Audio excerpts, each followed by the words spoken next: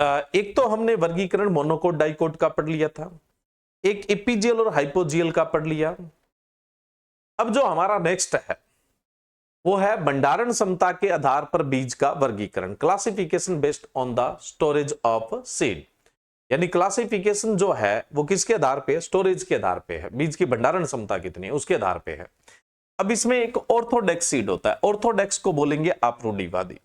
दूसरा होता है अनऑर्थोडॉक्स सीड, है ना, जिसको आप बोलते हैं अरूढ़िवादी बीज, या फिर आप इसे क्या बोल देते हैं? रिकलिस्ट्रेंट सीड, यानी अड़ियल बीज है वो बोल देते हैं। अब देखो ऑर्थोडॉक्स सीड कौन सा होता है? ऑर्थोडॉक्स सीड ऐसा बीज होता है जो कम तापमान व कम नमी पर लंबे समय तक भंडारित किया जा सकता है। देखो दो पॉइंट है यहाँ पे, कम तापमान और कम नमी पर लंबे समय तक क्या है? भंडारित किया जा सकता है। यानी इस बीज को आप अगर कम तापमान देंगे तो कम तापमान से खराब नहीं होता है, तो हम बोल देंगे लो टेम्परेचर के लिए क्या है? इनसेंसिटिव है, यानी कम तापमान के लिए क्या है? ये असंवेदनशील है। दूसरा लो मॉइस्चर यानी कम नमी, तो कम नमी पर भी लंबे समय तक भंडारित किया जा सकता है, यानी लो मॉइस्चर के लिए भी इनसेंसिटिव है, असंवेदी है, यानी कम नमी से भी क्या है? प्रभावित नहीं होता है। तो आप कम नमी पे रखेंगे तो भी लंबे समय तक चलेगा, कम तापमान पे रखेंगे तो भी लंबे समय तक चलेगा, और कम नमी और कम तापमान दो दो दे देंगे तो फिर और ज्यादा लंबे समय तक चलेगा। तब क्या है? ये और ज्यादा लंबे समय तक चलेगा, सीधी सी बात है। आप समझे ना इस बात को? भाई आप इसे कम नमी पर भी लंबे समय तक भंडारित कर सकते हो और कम तापमान पर भी लंबे समय तक भंडारित कर सकते हो। अब आपको पता होना चाहिए कि भंडारण के दौरान बीज खराब किससे होता है? भंडारण के दौरान बीज खराब किससे होता है? भंडारण के दौरान बीज खराब होने का कारण एक तो होता है सेल्फ डिग्रेडेशन, यानी स्वत अपघटन। अब कोई भी बीज है अगर उसके अंदर ज्यादा नमी होती है तो उसमें उपापचयी क्रियाएं हो सकती है, मेटाबॉलिक एक्टिविटी हो सकती है, यानी उसमें एमाइलोज बन सकता है और वो बीज है वो क्या है? अंकुरित हो सकता है। अब उसमें मेटाबॉलिक एक्टिविटी होगी तो उसका जीवन चलेगा, जीवन चलेगा तो उसकी आयु जल्दी पूरी हो जाएगी, सीधी सी बात है। तो वो बीज क्या है? एक अपनी उम्र पूरी करके जल्दी ही क्या हो जाएगा? डेड हो जाएगा। तो बीज जो खराब होता है उसका एक कारण होता है उसमें ज्यादा नमी। अगर हम इस बीज को सुखा लेते हैं और इस बीज की नमी कर देते हैं, किसके बीच? 5 से 14% के बीच अगर कर देते हैं तो उस दौरान इतनी कम नमी पर ये बीज मरे नहीं। 5 से 14% नमी पर क्या है? बीज मरे नहीं, इतनी कम नमी पे डेड ना हो। अब इतनी कम नमी पर अगर वो डेड नहीं होगा तो वो एक्टिव भी नहीं रह सकता है, क्योंकि ये एक्टिव रहने के लिए, सक्रिय रहने के लिए पर्याप्त नमी नहीं है। इसका मतलब वो डोरमेंसी में चला जाएगा, सुसुप्त अवस्था में चला जाएगा। तो ऐसा बीज जिसको 5 से 14% नमी पर अगर रखा जाए तो वो डोरमेंसी में चला जाता है, डीएक्टिवेट हो जाता है, डेड नहीं होता है। अब इसमें सेल्फ डिग्रेडेशन तो होगा नहीं, स्वत अपघटन तो होगा नहीं, ये किस में चला गया? सुसुप्त अवस्था में चला गया है, डोरमेंसी में चला गया। ये खुद से नहीं खराब होने वाला है, मरा भी नहीं है और खुद से भी खराब नहीं होने वाला है। अब इतनी कम नमी पर कोई सूक्ष्म जीव पैदा होकर इस बीज को खराब नहीं कर सकता, यानी दूसरा कारण सूक्ष्म जीव इसको खराब कर सकता था, लेकिन इतने कम नमी पर सूक्ष्म जीव पनपेगा ही नहीं भाई। उसको भी तो जीवन जीने के लिए किसकी आवश्यकता है? पानी की आवश्यकता है। उसको भी जीवन जीने के लिए किसकी आवश्यकता है? पानी की आवश्यकता है। तो वो पानी, नमी उसको मिल नहीं रही है तो वो भी नहीं पैदा होगा। तो अब न तो सूक्ष्म जीव से खराब होगा न खुद के कारण खराब होगा। तो ऐसे बीज को आप कौन सा बीज बोलेंगे? ऑर्थोडॉक्स। यानी कुल मिला के बात यह है कि ऑर्थोडॉक्स बीज वो बीज होता है जिसको 5 से 14% नमी पर लंबे समय तक भंडारित किया जा सकता है। 5 से 14% नमी पर लंबे समय तक भंडारित किया जा सकता है, यानी वो बीज मरा भी नहीं है और खराब भी नहीं हुआ है।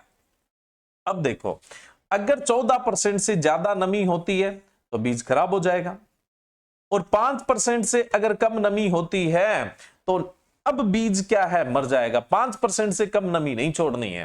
तो आपसे पूछ ले कि बीज के अंदर क्रिटिकल मॉइस्चर कितना होता है, क्रांतिक नमी कितनी होती है? तो बीज के अंदर क्रांतिक नमी होती है जी 5%। क्रिटिकल मॉइस्चर पूछ लिया जाए बीज का तो कितना होता है? 5% है वो क्रिटिकल मॉइस्चर होता है बीज का। बीज का क्रिटिकल मॉइस्चर पूछ ले तो कितने परसेंट होता है, 5% है वो क्रिटिकल मॉइस्चर, इससे कम नमी नहीं कर सकते। इससे कम नमी करने का मतलब आपने बीज को मार दिया, तो ये क्रांतिक नमी है। वैसे भी किसान धूप वगैरह में फसलों को सुखाता है और धूप वगैरह में सुखाने से 5% से नमी कम होती ही नहीं है, चिंता करने की जरूरत ही नहीं है। दूसरा, अगर आप इस बीज को कम तापमान पे रखेंगे तो ये कम तापमान से प्रभावित नहीं होगा। कहने का मतलब कम तापमान इसके किसी भी भाग को नहीं मार सकता है, ठीक है। ये कम तापमान में भी क्या है, लंबे समय तक, भाई कम तापमान होगा तो कम तापमान होगा, कोई सूक्ष्म जीव नहीं पनपेगा, कोई सूक्ष्म, और इसमें खुद में भी कोई उपापचय क्रियाएं के चांसेस नहीं बनेंगे, तो उसकी वजह से भी ये लंबे समय तक चलेगा। यानी अगर आप इसको कम तापमान और कम नमी दोनों ही दे दो तो और ज्यादा भंडारित हो जाएगा। सिर्फ कम नमी दे रहे हैं तो लंबा भंडारित हो रहा है, प्लस कम तापमान दे दोगे तो और लंबा भंडारित हो जाएगा। तो इसकी भंडारण क्षमता होती है वो काफी लंबी, ये क्योंकि ये कम तापमान और कम नमी दोनों से ही क्या है, प्रभावित नहीं होता है, संवेदनशील नहीं है, यानी असंवेदनशील है, यानी उनसे मरता नहीं है। तो ऐसा बीज जिसको आप कम तापमान और कम नमी पर लंबे समय तक भंडारित कर सकते हैं उसको ऑर्थोडॉक्स सीड कहते हैं। ऑर्थोडॉक्स बीज है उनको 5 से 14% नमी पर भंडारित किया जाता है। अब अगर हम इसके एग्जाम्पल की बात करें तो चुटकियों में एग्जाम्पल याद हो जाते हैं। सस्य विज्ञान की जितनी भी आपकी फसलें हैं, चाहे वो अनाज वाली है, चाहे वो आपकी दलहन है, चाहे वो आपकी तिलहन है, चाहे वो आपकी चारे वाली फसल है, चाहे वो आप नगदी फसल पढ़ रहे हैं, है ना, चाहे आप कोई और फसल है वो पढ़ रहे हैं, जैसे नगदी हो गई, चारे वाली होगी, रेसे वाली फसल है, यानी सस्य विज्ञान में जितनी भी फसल आते हैं उन सब का बीज कौन सा है, ऑर्थोडॉक्स है, ठीक है। उसके अलावा मैं बात करूं तो इसके अलावा जो सब्जियों का बीज है वो भी कैसा होता है, ऑर्थोडॉक्स होता है। और बीजीय मसालों का जो बीज होता है, बीजीय मसाले, उनका भी बीज होता है वो कैसा होता है, ऑर्थोडॉक्स होता है। और फूलों का जो बीज होता है वो भी कैसा होता है, ऑर्थोडॉक्स होता है। आपके सिलेबस में जितने हो सकते हैं वो सब मैंने यहाँ पे एग्जाम्पल दे दिए हैं। अब हम बात करें अनऑर्थोडॉक्स सीड या नॉन ऑर्थोडॉक्स सीड या एरूढ़िवादी बीज या रिकलिस्ट्रेंट सीड या फिर अड़ियल बीज क्या होता है। ऐसा बीज जिसे कम नमी पर भंडारित नहीं कर सकते, कम से कम इसमें 20 से 50% या 20 से 30% नमी आपको रखनी पड़ेगी। कम से कम 20 से 30% आपको भंडारण के दौरान नमी रखनी पड़ेगी। अगर आप इतनी नमी रखते हो तो बीज सक्रिय रहता है, सुसुप्त अवस्था में नहीं जाता है और वो अपनी लाइफ जल्दी ही पूरी कर लेता है, यानी उसका आप लंबे समय तक भंडारण नहीं कर सकते। इससे कम नमी कर दोगे तो बीज मर जाएगा और इतनी नमी पर लंबे समय तक भंडारित नहीं कर सकते, यानी ये कम नमी के प्रति संवेदनशील है, सेंसिटिव है, तो इस वजह से इसकी स्टोरेज लाइफ कम है। लेकिन ये कम तापमान के प्रति असंवेदनशील होता है। अगर आप इस बीज को लंबे समय तक भंडारित करना चाहते हो तो आप सिर्फ और सिर्फ इसे कम तापमान पर भंडारित कर सकते हैं, कम तापमान पर आप इसे भंडारित कर सकते हैं। लेकिन ये तो दो तरफा से भंडारित हो रहा है, कम नमी और कम तापमान पे लंबे समय तक भंडारित हो रहा है, और ये सिर्फ और सिर्फ आप क्या है, कम तापमान पे ही इसको भंडारित कर सकते हो, कम नमी पर भंडारित नहीं कर सकते हो। जो फलों का बीज होता है, किसका बीज भाई, फलों का जो बीज होता है वो हमेशा किस प्रकार का बीज होता है, वो हमेशा एरूढ़िवादी बीज होता है, अनऑर्थोडॉक्स सीड होता है, रिकलिस्ट्रेंट सीड होता है। फलों में भी अगर हम किसको छोड़ दें, अमरूद, फिर अमरूद कौन सी श्रेणी में आ जाएगा, ऑर्थोडॉक्स। और जो भी ड्राई फ्रूट होते हैं, मेवे होते हैं ना, ड्राई फ्रूट जो होते हैं, मेवे होते हैं, उनका बीज ज्यादातर ऑर्थोडॉक्स सीड होता है। बाकी और जो भी फल है उन सब का बीज है वो कौन सी श्रेणी में आता है, अनऑर्थोडॉक्स में आता है।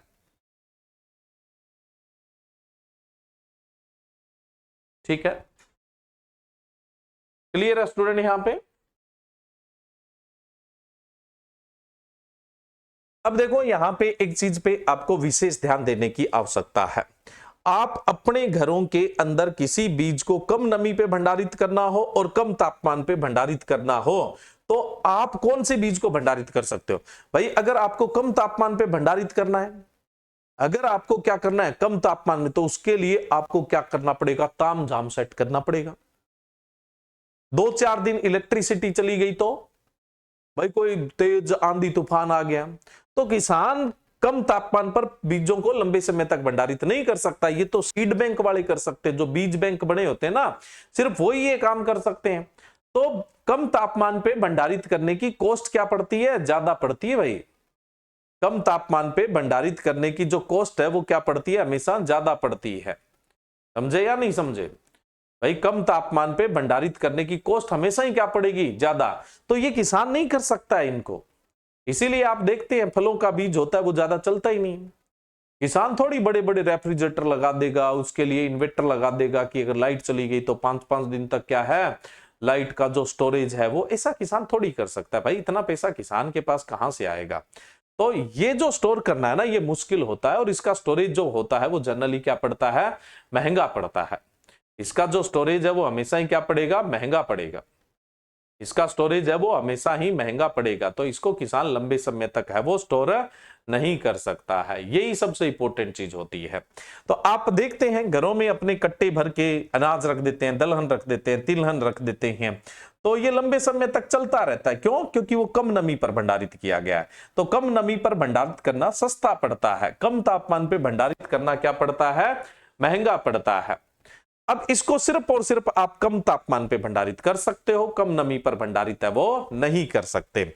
अब एक चीज का आपको ध्यान देना है, इन दोनों में से अगर तुलना की जाए कि भंडारण क्षमता किसकी ज्यादा है, तो हमेशा भंडारण क्षमता किसकी ज्यादा होती है, ऑर्थोडॉक्स सीड की भंडारण क्षमता ज्यादा होती है। हमेशा भंडारण क्षमता किसकी ज्यादा होती है, ऑर्थोडॉक्स, क्योंकि भंडारण करने वाली चीजें कितनी है, 2 है। तो आपसे पूछ ले कौन से बीज की भंडारण क्षमता ज्यादा होती है, ऑर्थोडॉक्स सीड की होती है। कम किसकी होती है, अनऑर्थोडॉक्स सीड की होती है। चाहे आप उसमें कम तापमान पे भंडारित भी कर रहे हो, कम तापमान पे भंडारित भी कर रहे हो, तो उसके बावजूद भी अनऑर्थोडॉक्स सीड की भंडारण क्षमता हमेशा ही क्या होती है, कम होती है। क्लियर है यहां पे। और फलों के बीज है वो क्या है, इसके एग्जाम्पल है। अब हम बात करें बीज को भंडारण क्षमता के आधार पर आप क्या है, 3 श्रेणियों में बांट सकते हैं। बीज को भंडारण क्षमता के आधार पर 3 श्रेणियों में, एक तो आपने ऑर्थोडॉक्स सीड बोल दिया, एक अनऑर्थोडॉक्स सीड, एक क्लासिफिकेशन तो ये हो गया। दूसरा क्लासिफिकेशन होता है बीज की भंडारण क्षमता के आधार पर ही दूसरा जो वर्गीकरण है, मतलब क्लासिफिकेशन तो वही है, कहने का मतलब बीज की भंडारण क्षमता के आधार पर वर्गीकरण, आधार तो वही है ना। लेकिन हम अब बात करने की कितने लंबे समय तक, अब यहां तो भंडारित करने का कारण क्या था, यानी किस चीज पे वो बीज है वो भंडारित हो रहा था, भंडारित करने का कारण क्या था। अब हम बात करते हैं भंडारण का काल क्या है, उसके आधार पे। तो 3 प्रकार का बीज होता है, एक होता है मैक्रोबायोटिक, एक होता है मैक्रोबायोटिक बीज, है ना, एक होता है मीजोबायोटिक, एक होता है मीजोबायोटिक, एक होता है मीजोबायोटिक बीज, और एक होता है माइक्रोबायोटिक बीज, माइक्रोबायोटिक बीज। अब देखो भंडारण के काल के आधार पर वर्गीकरण है, बीज के भंडारण के काल के आधार पर वर्गीकरण है। बीज के भंडारण काल के आधार पर वर्गीकरण।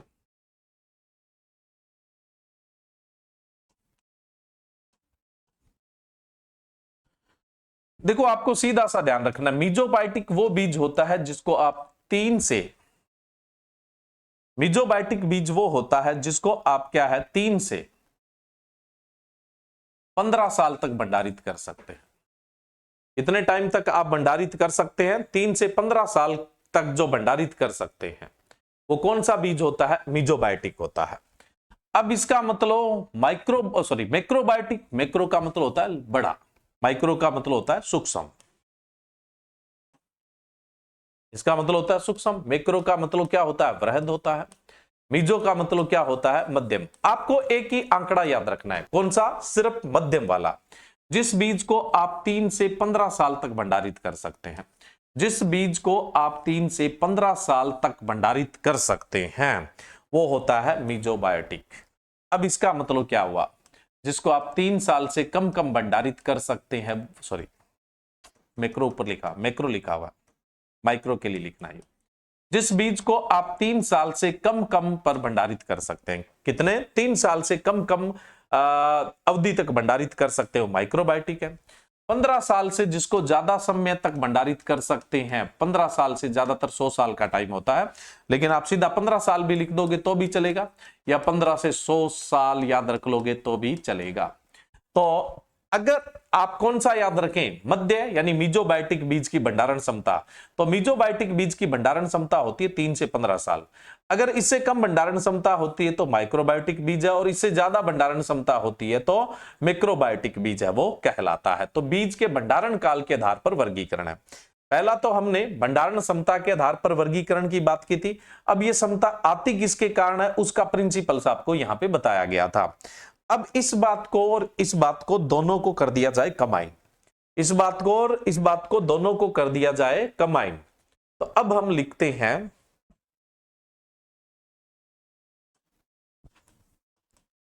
बीज परिरक्षण के आधार पर वर्गीकरण, आधार पर वर्गीकरण, बीज परिरक्षण के आधार पर वर्गीकरण। अब इसको हम 3 कैटेगरी में रख लेते हैं। कितनी कैटेगरी के अंदर अपने रख लेते हैं, 3 कैटेगरी के अंदर रख लेते हैं। सीड कंजर्वेशन के आधार पर क्लासिफिकेशन, एक होता है शॉर्ट टर्म परिरक्षण, शॉर्ट टर्म कंजर्वेशन लिखना था, शॉर्ट टर्म कंजर्वेशन,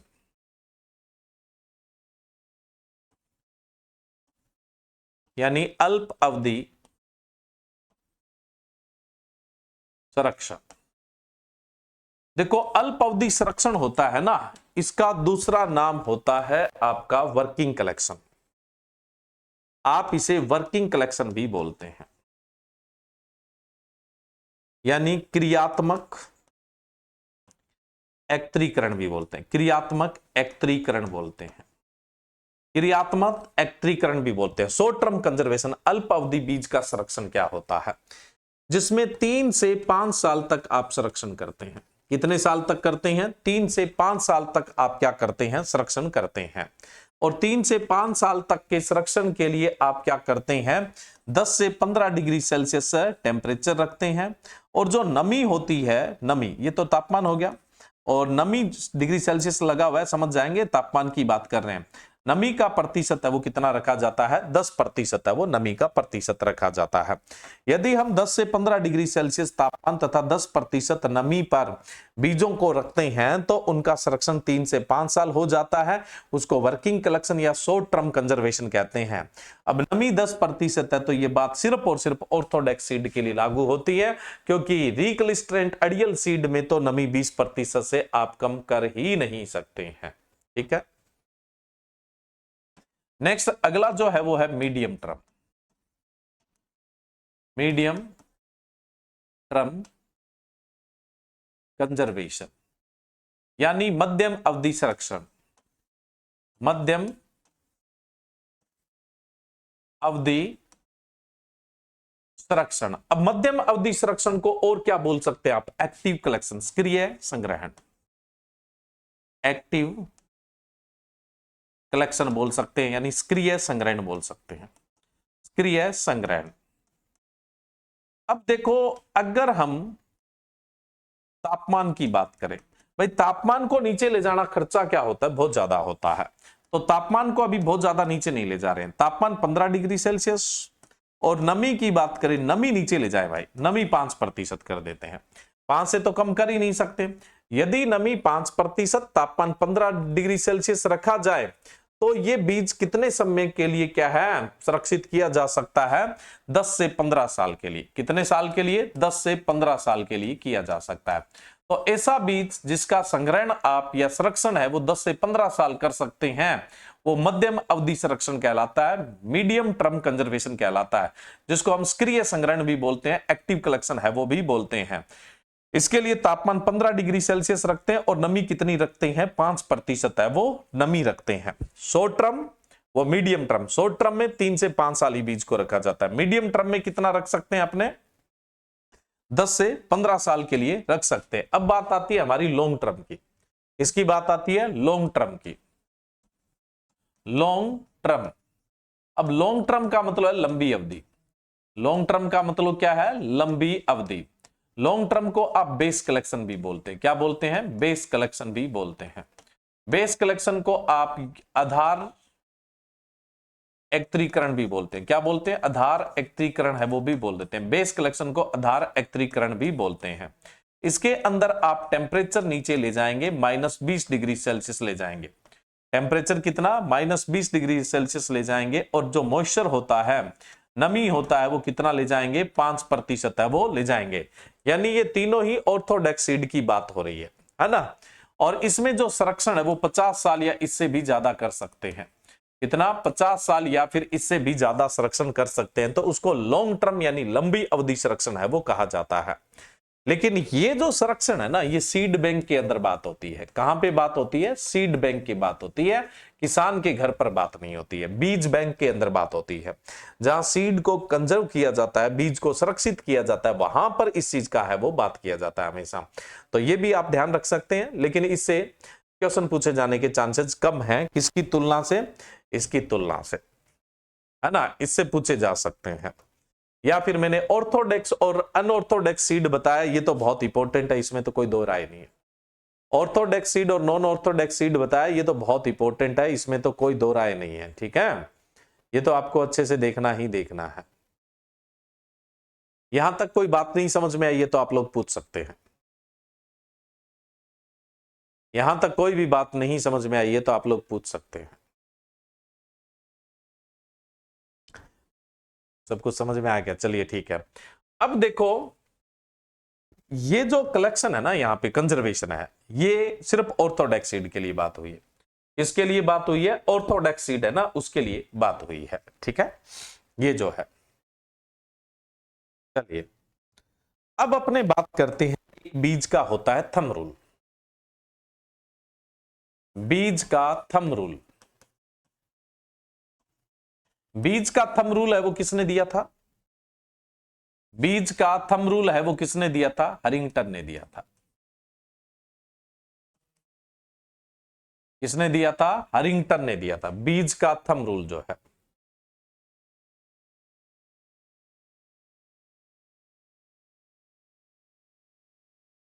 बीज का थंब रूल हरिंगटन ने दिया था। हरिंगटन ने क्या बोला? प्रत्येक 1% नमी कम करने पर, नमी कम करने पर बीज की भंडारण क्षमता, बीज की भंडारण क्षमता 2 गुना हो जाती है।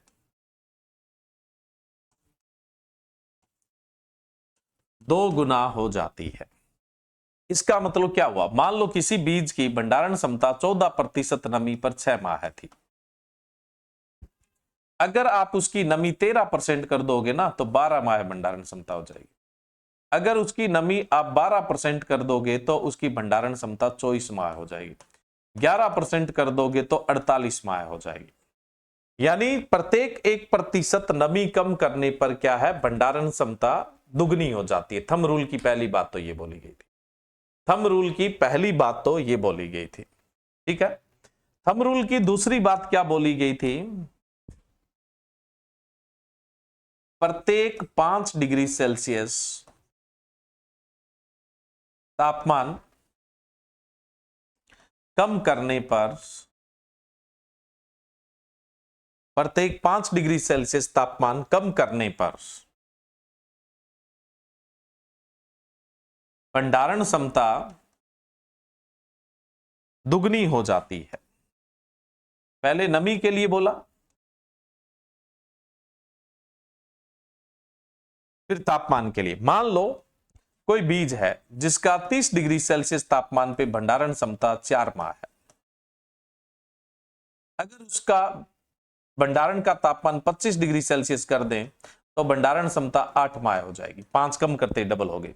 25 का 20 डिग्री सेल्सियस कर दोगे तो 8 की बजाय 16 हो जाएगी। 15 डिग्री सेल्सियस कर दोगे तो 16 की बजाय 32 माह हो जाएगी। तो थंब रूल में हरिंगटन ने यह बात बोली।